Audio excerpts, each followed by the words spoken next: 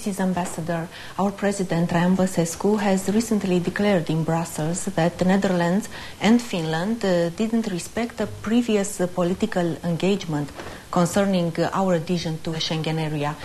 How do you comment this statement? What do you think? Well, of course I read about it in the media as well. I really don't know the exact content of this declaration, but well, let me reiterate that it was our understanding, actually, after last June's meetings, that there was not really a decision taken or a consensus on the matter, that the decision was supposed to be taken in September. But of course, I see that this is the Romanian point of view, and of course we will certainly study very carefully what your President has said, and we will then comment on it. The President of the European Council, Mr. Herman Van Rompuy, also said that a decision concerning Romania's and Bulgaria's adhesion to the Schengen area must be taken this year till the European Summit in 9th of December. Does Finland agree? Well, we do agree on the fact that Romania and Bulgaria in due time belong into in the Schengen arrangement. We have probably had some disagreement or different views on the exact date. Well, I know that discussions and negotiations maybe even are going on in Brussels, and as I do not know exactly the content of these talks, I will not. I'm not able to say more, except that there is this, let's say, this difference in the point of view that we have had.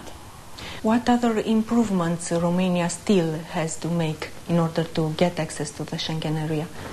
Well, as we have said on many occasions, and I have said it here, my government has said it in Finland, in Brussels, my government members have said it to your government's members.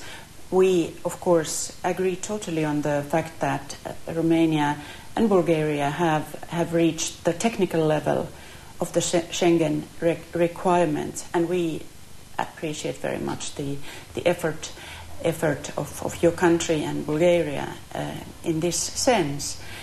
What we have said, that we look at the matter, at the situation more broadly, and we want to be sure that not only the technical requirements are in condition, in order, but also that the authorities functioning at the border are doing a proper job, and there is no risk of, for example, bribe taking or other bad management.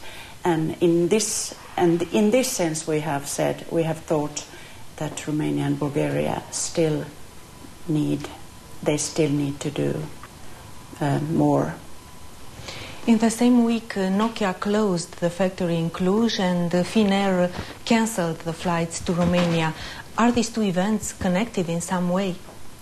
Well, I, of course, do not know the corporate decisions. I don't know their contents.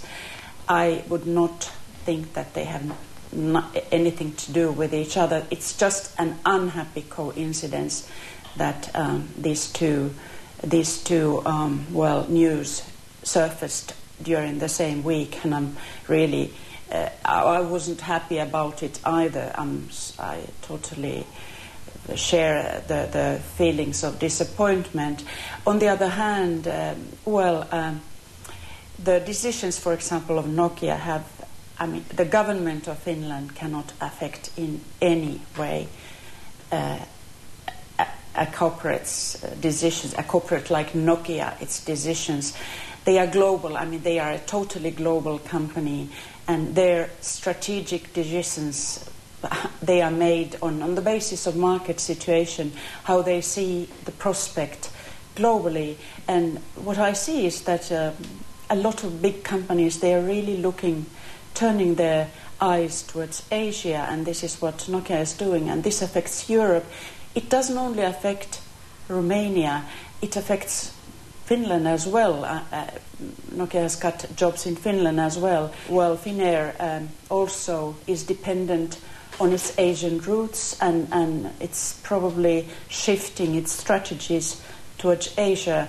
And I really do not know the contents of for example, how profitable these routes have been for Finnair, as we do not absolutely have no access to inside information on this sense. Well, I'm sorry about Finnair cancelling the flights, and probably also they are turning more towards the east. I do hope that there will be a possibility of good connections, flight connections between Romania and Finland also in the future. Do you believe that an agreement between Finland and Romania concerning fighting together against organized crime and illegal immigration will solve the problem of the Roma community in Helsinki? Well, I certainly see that we need to talk to each other about the situation of for example, the Roma people who come to Finland, who are Romanian citizens. And we have done so, and we are of course going to continue these talks. The Romas, they are Romanian citizens who can travel to Finland freely. I mean, they are European citizens as well, so we cannot stop them coming to Finland or from going to any other European country either.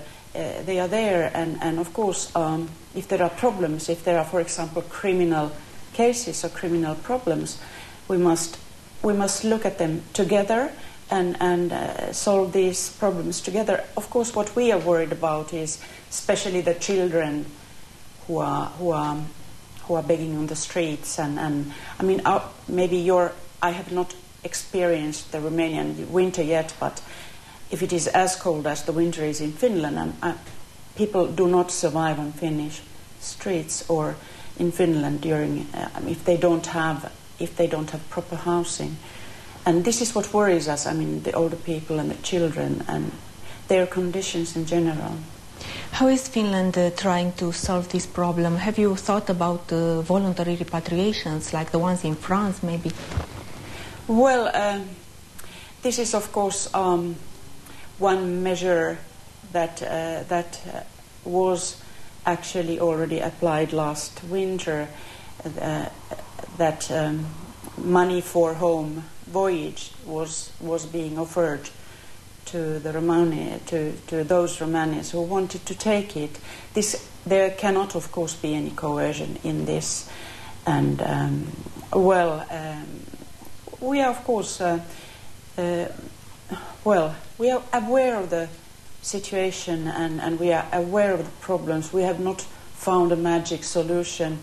If we had, we would certainly offer it to everybody. And we, on the other hand, we see the fact is that you cannot really restrict European citizens traveling from one country to another, and the situation only becomes problematic if there is something illegal, or if we see something which is, let's say, really worrying, like children or older people who seem to be without shelter, who seem to be without care. You are starting your activity as the ambassador of Finland in Romania in a difficult period with issues like Schengen and Nokia and Finnair. What are your priorities?